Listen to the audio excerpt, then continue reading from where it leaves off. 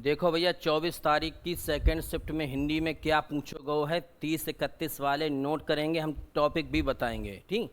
और टेलीग्राम से सब लोग जुड़ जाओ, या टेलीग्राम चैनल की लिंक हम डिस्क्रिप्शन बॉक्स में लिख दिए हैं, जुड़ जाइए सब लोग।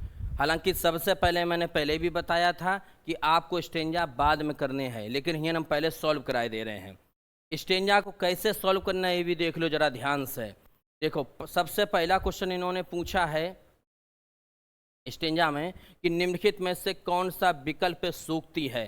सूक्ति कौन सा विकल्प है, तो ऑप्शन पढ़ के ही अंदाज लगा लेते कि जिस पुरुष की दृष्टि सदा नीची रहती है उसका सिर कभी ऊपर ना होगा, यही सूक्ति है। सूक्ति माने होता है कथन, सुंदर उक्ति। निम्नलिखित में से किस शब्द का अर्थ कोमल है। अब इस शब्द का अर्थ कोमल है, इसके लिए आपको स्टेंजा थोड़ी ना पढ़ना है, इसके लिए तो ऑप्शन पढ़ने हैं। ना कृतज्ञ माने कोमल होता है, ना निश्चित माने कोमल होता है, ना उदंड माने कोमल होता है, मृदुल माने कोमल होता है। जाके लिए स्टेंजा थोड़ी ना पढ़ने हैं। एक स्टेंजा में यदि 5 ऑप्शन है तो 5 में 3 तो तुम्हें खुद ही सॉल्व करने हैं, 2 के लिए स्टेंजा पढ़ना पड़ता है भाई। जैसे जो आएगो प्रस्तुत गद्यांश का उचित शीर्षक है। शीर्षक तुमको हमेशा स्टेंजा की पहली लाइन में मिल जाएगा। देखो, जीवन के फैसले मनुष्य को स्वयं करने होते हैं, इसलिए आदमी को आत्मनिर्भर होना चाहिए। तो यहीं पर देखो लिखा है कि स्टेंजा का इन्होंने शीर्षक पूछा है, साफ साफ हो गया कि आत्मनिर्भरता। इसका ऑप्शन क्या होगा, आत्मनिर्भरता। हम अपने जीवन के फैसले लेने में कैसे आत्मनिर्भर बन सकते हैं, इसके लिए आपको स्टेंजा पढ़ना पड़ेगा ठीक। तो कैसे बन सकते हैं मैं डायरेक्ट बता रहा हूँ। फिलहाल तो यहाँ पर ऐसे ही अंदाज लगा लो कि हम अपने जीवन के फैसले लेने में कैसे आत्मनिर्भर बन सकते हैं। तो जाको अंदाजा ऑप्शन से ही लगा लो कि विश्वासपात मित्र का सहारा लेकर कभी आत्मनिर्भर नहीं बन सकते हो। अपने विचार और निर्णय की स्वतंत्रता को बनाए रखो। अपने विचार और निर्णय की स्वतंत्रता बनाए रखोगे तो आप आत्मनिर्भर बनोगे, हो गया। कॉमन सेंस बहुत जरूरी है। व्यवहार की मृदुलता का क्या अर्थ है, इसके लिए भी हमें स्टेंजा नहीं पढ़ना पड़ेगा। क्यों, व्यवहार की मृदुलता का मतलब है कि नम्र और उच्चासय बनाएगी हमको। अगर हम व्यवहार से मृदुल होंगे तो हम नम्र बनेंगे और उच्चासय बनेंगे ही। कबीर की उलटवासियों में कौन सा रस है, तो ध्यान रखना यहाँ पर होगा अद्भुत रस। कौन सो है भैया, अद्भुत रस हो। समझ गए भैया, ध्यान रखियो, तुमसे रस पूछो जाए, हर शिफ्ट में पूछो जा रहे हो, नोट कर लियो। आगे देखो भैया कि निम्नलिखित में से सही लोकोक्ति का चयन करें। लोकोक्ति और मुहावरे लगातार पूछे जा रहे हैं, तो सही लोकोक्ति जा है ना नौमन तेल होगा, ना राधा नाचेगी, ना ब्याह हुए, ना घोड़ा पे बैठे हैं ठीक। समरूपी भिन्नार्थक शब्द हर शिफ्ट में 2 प्रश्न हैं, हम वीडियो डाल चुके हैं, लगातार अपने लिखे हुए फंस रहे हैं।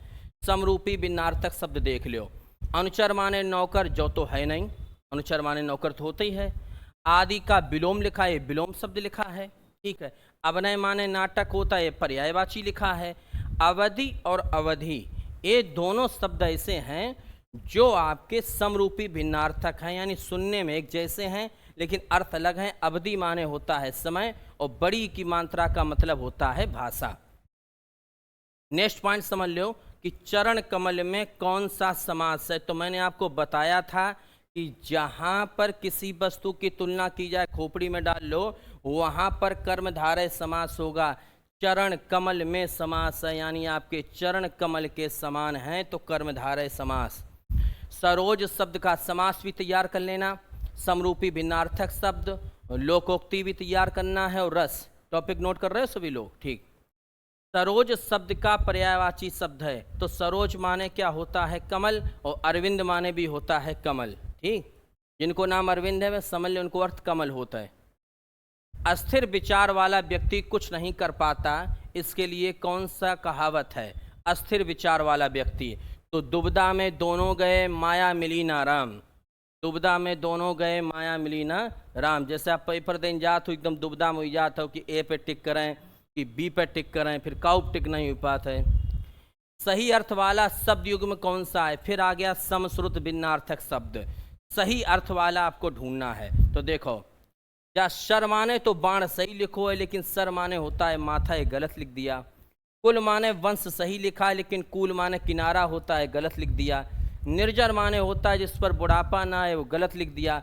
आकर और आकार सही है, आकर माने खान होता है और आकार माने आकृति होता है, लो सही हो गया।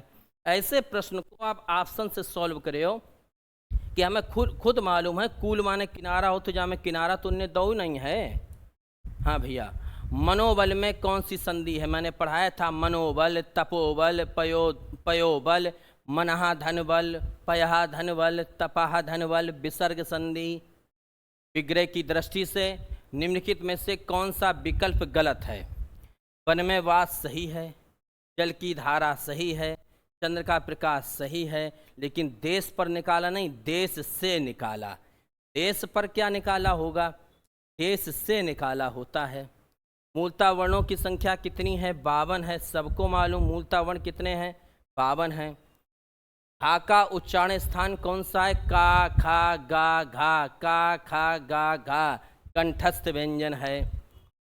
घुड़दौड़ में किस समास का उदाहरण है? घुड़दौड़ का मतलब हुआ घोड़े की दौड़, घोड़े की दौड़। और जहाँ पर का, की, के कुछ भी आ जाए तो हमने जा तुमसे कही थी तत्पुरुष समास होए, तत्पुरुष समास, यानी खूब नोट कर लो। वर्णमाला लगातार पूछी जा रही है, समास के 2 प्रश्न हो चुके हैं। ठीक, आगे सुनो। अंधा युग सबको मालूम, धर्मवीर भारती। मैंने बताया था अंधा युग है, ठेले पर हिमालय है, सूरज का 7वां घोड़ा है, धर्मवीर भारती।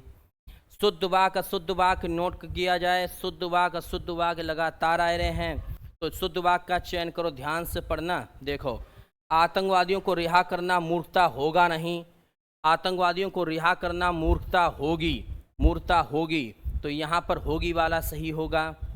प्रेम में भगवान रचना के लिए जैनेंद्र को कौन सा पुरस्कार मिला था? तो प्रेम में भगवान रचना के लिए जैनेंद्र को भारत सरकार शिक्षा मंत्रालय पुरस्कार मिला था, ना सरस्वती मिला है ना व्यास। हिंदी की ठा ध्वनि, ठा ठठेरा वाली जो ठा ध्वनि होती है वो मूर्धन्य है, टा ठा डा ढाड़ा, टा ठा डा ढाड़ा। ठीक, पर्यायवाची शब्द का कौन सा युग्म सही नहीं है? नहीं है, और देख लियो, आधे लोगों को नहीं दिखत नहीं है, बेमोतिया बिंदु या तो उन्हें अचानक सही नहीं है, गलत ढूंढना है। तो देखो, शरीर कलेवर सही है, सरस्वती बागीत सही है, मेघ को वारीधर बोलते हैं सही है, समुद्र का आदित्य नहीं होता है, आदित्य सूर्य का होता है। जो हमने तुम्हें सेम टू सेम पढ़ाओ तो कि सोठा छंद की विषम पंक्तियों में कितनी मात्राएं होती हैं? मैंने बताया था दोहा, दोहा के पहले तीसरे चरण में 13 होती हैं और दूसरे चौथे में 11, पहले तीसरे में 13 और दूसरे चौथे में 11, यानी और दोहा का उल्टो का होता है सोरठा, तो दोहा का उल्टा सोरठा होता है, तो इसके पहले तीसरे चरण में 11 और दूसरे चौथे में 13 होती हैं।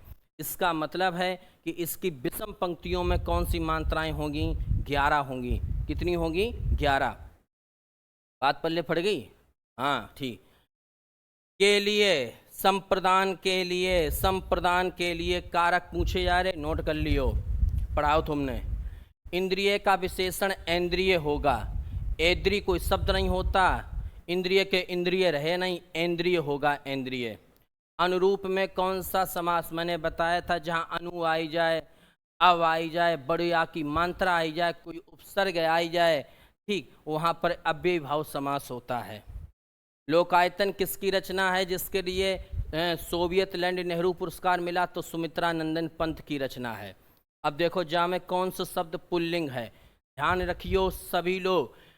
ज्ञानपीठ पुरस्कार, साहित्य अकादमी पुरस्कार और व्यास सम्मान की जितनी रचनाएं हैं सब लूसेंट के पेज में लिखी हैं, उनको पढ़ लेना, पूछा जाएगा। तो भैया अगला है कौन सा शब्द पुल्लिंग है? पुल्लिंग की पहचान हमने जा बताई थी, वाक्य प्रयोग करके देखियो, वाक्य प्रयोग करके देखो कि दया आई नहीं हुए, माया आई नहीं, भाषा सीखी नहीं, आभार प्रकट किया, हो गया पुल्लिंग। पशु पाशु पण का सही अर्थ क्या है? फिर आ गया ऐसे शब्दों के अर्थ पूछे गए हैं, तो जरा देखो। एक पशु माने होता है जानवर, पांसु माने होता है रेत और पण माने होता है मूल, तो ये हो गया ऑप्शन नंबर डी सही, क्योंकि नहीं करसापण, पण माने मुद्रा यानी मूल होता है। आ उपसर्ग किस में नहीं लगा? उपसर्ग वाले प्रश्न तैयार कर लियो, आ उपसर्ग से बना शब्द है, सॉरी, तो जो है अथा, अथा में आ उपसर्ग लगो है, अनित में अन लगो है, अवगत में अब लगो है, अधपका में अद लगो है, तो जाको आंसर हुए अथा। अमीय का पर्यायवाची शब्द होगा सुधा सोम अमीय, सुधा सोम अमीय, ये अमृत के पर्यायवाची होते हैं, ठीक है। उसके बाद आ जाओ स्वर संधि का उदाहरण है, संधि याद कर लियो, देखो समधन योग व्यंजन संधि, मनहा धन हर विसर्ग संधि, खूब पढ़ाई हमने तुम्हें। नमहा धन कार विसर्ग संधि, और पो धन अन जे हुईगी कौन संधि, पो धन अयादि संधि, जय स्वर संधि होता है। गीदड़ी, गीदड़ का स्त्रीलिंग क्या होगा, गीदड़ी। अरे गीदड़ का गीदड़ी, कुत्ता को कुतिया, ये नहीं जानते, शेर का शेर नहीं। जो क्रिया अभी हो रही हो, चल रही है, काल लगातार पूछे जा रहे हैं, काल लगातार पूछे जा रहे, स्त्रीलिंग पुल्लिंग पूछे जा रहे हैं, तो जो क्रिया अभी हो रही हो अपूर्ण वर्तमान। आसन्न भूत का मतलब है कि आसन्न माने होता है अभी अभी जो काम हुआ है।